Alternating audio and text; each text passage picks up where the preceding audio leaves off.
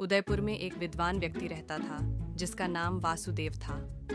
वासुदेव अपनी बुद्धिमत्ता और परोपकारी स्वभाव के लिए दूर दूर तक प्रसिद्ध था।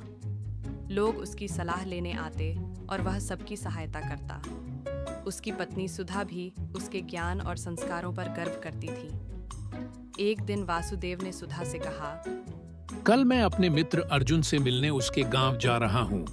बहुत दिन हो गए उससे मिले हुए। सुधा ने चिंतित स्वर में कहा, आप मत जाइए। आज सुबह से मेरा मन बहुत अशांत है और बार बार मेरा बायां हाथ फड़क रहा है।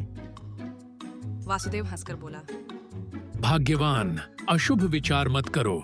अर्जुन मेरा बचपन का मित्र है और उससे मिलना जरूरी है। सुधा ने भारी मन से उसकी यात्रा की तैयारी कर दी। अगली सुबह वासुदेव ने अपने सामान के साथ यात्रा शुरू की। रास्ते में उसे एक अजनबी मिला जिसने अपना नाम कालेश्वर बताया। वह लंबा, गठीला और गंभीर दिखता था। आप कहाँ जा रहे हैं? उसने पूछा। मैं अर्जुन के गांव पुष्कर जा रहा हूँ। वासुदेव ने बताया। मुझे भी उसी दिशा में जाना है। क्या मैं आपके साथ चल सकता हूँ? कालेश्वर बोला। वासुदेव ने प्रसन्नतापूर्वक सहमति दे दी। दोनों साथ चलने लगे। बातचीत के दौरान वासुदेव को कालेश्वर का नाम और उसकी रहस्यमयी मुस्कान अजीब लगी, लेकिन उसने ज्यादा ध्यान नहीं दिया। रास्ते में एक गांव आया। कालेश्वर बोला, आप आगे बढ़े। मुझे यहाँ एक संदेश देना है। मैं जल्द लौटूंगा। वासुदेव ने पास के एक पेड़ के नीचे बैठकर इंतजार किया। तभी गांव में शोर मचने लगा। एक किसान को अचानक दिल का दौरा पड़ा और वह मर गया। कुछ देर बाद कालेश्वर लौटा।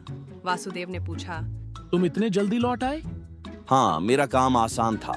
चलिए आगे बढ़ते हैं। वे दोनों आगे बढ़ गए। कुछ देर चलने के बाद एक मंदिर आया।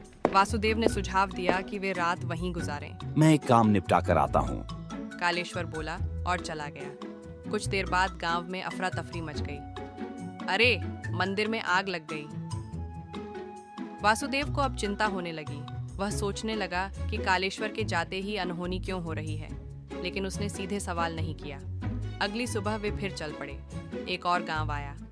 कालेश्वर ने कहा, आप थोड़ा आराम करें। मुझे यहाँ भी एक काम है। कुछ देर बाद गांव में खबर फैली। राजकुमारी को सांप ने डस लिया। वासुदेव अब और नहीं रुका।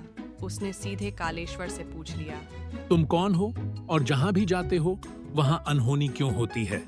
कालेश्वर ने गंभीर स्वर में कहा, मैं यमदूत हूँ। मैं वही करता हूँ जो मुझे नियति का आदेश मिलता है।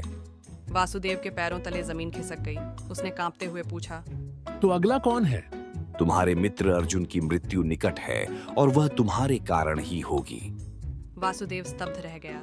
उसने तुरंत निर्णय लिया कि वह अर्जुन से नहीं मिलेगा ताकि उसकी मृत्यु का कारण न बने। वह वापस लौटने लगा, लेकिन तभी अर्जुन दौड़ता हुआ उसके पास आ गया। अरे वासुदेव, मैं तुम्हें देखने के लिए कब से दौड़ रहा हूँ। वासुदेव ने देखा कि अर्जुन पसीने से तर था और उसकी सांसें तेज चल रही थीं। अचानक वह गिर पड़ा और वहीं दम तोड़ दिया। कालेश्वर बोला, देखा, नियति को बदला नहीं जा सकता।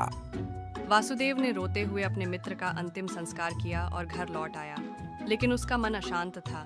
कुछ दिनों बाद कालेश्वर फिर वासुदेव के सामने आया और बोला, तुम्हारी मृत्यु भी निश्चित है।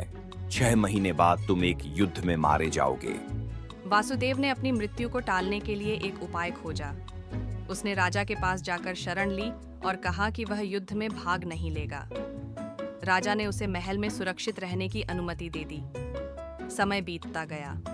नियत दिन से एक रात पहले वासुदेव ने सोचा कि उसने अपनी मृत्यु को टाल दिया है, लेकिन उसे नींद में चलने की बीमारी थी। उस रात वह नींद में चलकर महल छोड़कर पास के किले में चला गया, जहां युद्ध चल रहा था। सैनिकों ने उसे शत्रु समझ लिया और बंदी बना लिया। राजा ने कहा, तुमने शत्रु क्षेत्र में प्रवेश किया है, इसलिए तुम्हें मृत्युदंड दिया जाएगा। वासुदेव ने सच्चाई बताई, लेकिन राजा नहीं माना। उसने कहा, तुम्हारी सजा हल्की करने के लिए मैं तुम्हें कच्चे सूत के धागे से फांसी दूंगा। वासुदेव को उम्मीद थी कि वह बच जाएगा, लेकिन जैसे ही उसे लटकाया गया, सूत का धागा टूट गया। फिर भी उसका गला कट गया और वह तड़पते हुए मर गया। नियति को बदला नहीं जा सकता। राजा ने कहा, वासुदेव की मृत्यु ने सबको सिखाया कि इंसान चाहे जितनी भी सावधानियां बरते, भाग्य की रेखाएं वही करेंगी जो तय है। ईश्वर ने मनुष्य को भविष्य देखने की शक्ति नहीं दी, ताकि वह अनिश्चितता के साथ जीवन जी सके और हर पल को संजीदगी से स्वीकार करे।